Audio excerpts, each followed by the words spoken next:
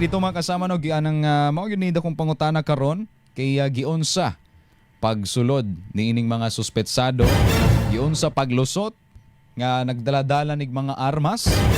Wala pa pud nato nasuta mga kasama nga unsa ning klase nga armas ang ipang bitbit. Kasi matago ra pud nga mga armas nya syempre ang kahadlok sa tao karon. Dagan na pud gani mga nag-speculate ani mga kasama once again nga lagi inside job lang pero ang uban gaingon na pud nga tungod ni sa ato ang nasinati nga krisis karon. Pero kung ikaw pa istoryahon mga kasama, paminaw nimo unsa na pud kahani napod gani nag-ingon ha, daghan nag-ingon pod nga hagit na pud daw ni sa bag-o nato nga city director sa tong kapulisan mga kasama, ginahagit siya karon kay syempre bag-o ra pud siya sa iyang pwesto. Ana mo na yung mga speculations karon, another speculation na sab nga ginadaot na pud ang Davao City. Kay kita ba bago ra ba ta na proclaim sa usa ka survey mga kasama nakita ang top 2 safest city aron laagan nga malaagan mga kasama, rather kita ba ang hailed as top 2 safest city sa nasod Pilipinas, luyos sa Dumaguete City nga number 1 mga kasama. So usapod ni sa speculation karon nga ginabuhatan na pod og krimen ang Davao City aron na lagi madaot na pod ang imahe sa syudad, kumbaga taliwat at kanang sukwahi na pod daw sa mga result sa mga nahimong survey nga top 2 safest city. Ano na top 2 safest city? Nya na naman nunoy pagpanulis diha. Sinugma na pod, laing krimen na pod, i-issue na pod nila.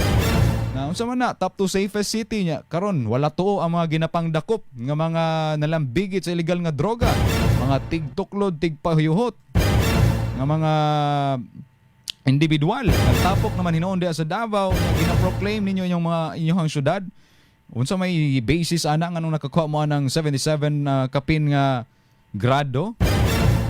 Yan, top 2 pag yun sa safest city pero wala tuo ang mga krimen.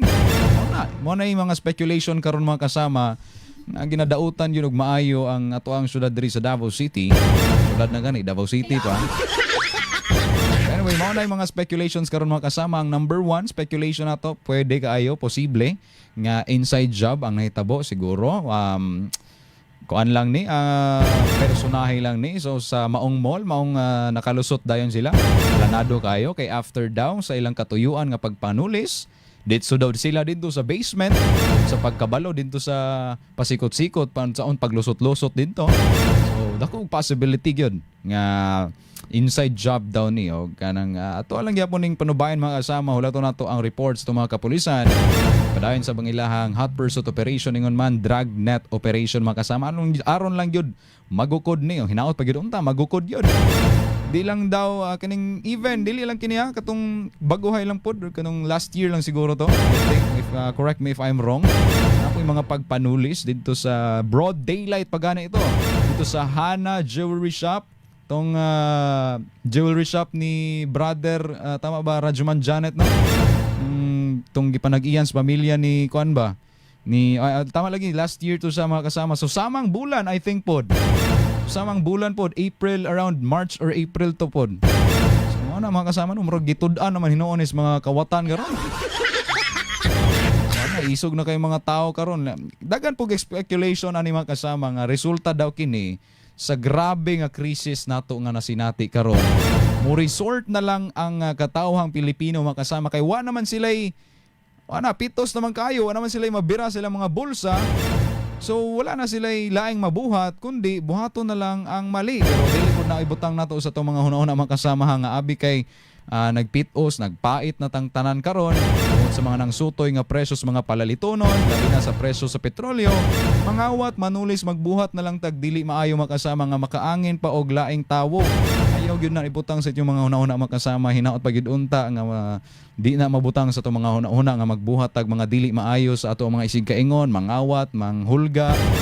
Kana ato anang likayan mga kasama, pero malagi to balik ta sa ato ang mga naisgutan, ato ang speculation ani possibility nga lagi inside job ang maong pagpanulis.